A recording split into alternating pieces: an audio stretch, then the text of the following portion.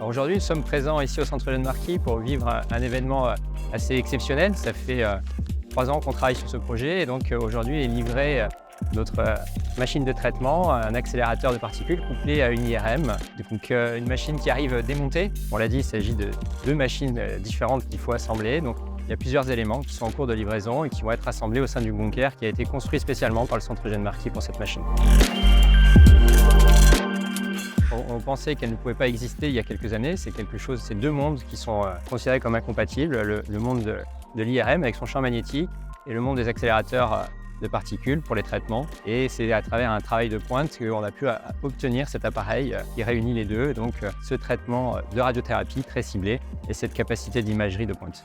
Alors pour les patients, l'arrivée de cette machine représente une grande avancée puisqu'on va pouvoir avoir en temps réel la vision de la tumeur, de la zone qu'on veut traiter et ainsi assurer vraiment un traitement le plus personnalisé possible pour nos patients et ce qui n'existe pas sur les autres appareils. On attend une amélioration des résultats de nos traitements et en même temps une amélioration de la qualité de vie en diminuant les effets secondaires, la toxicité de la radiothérapie.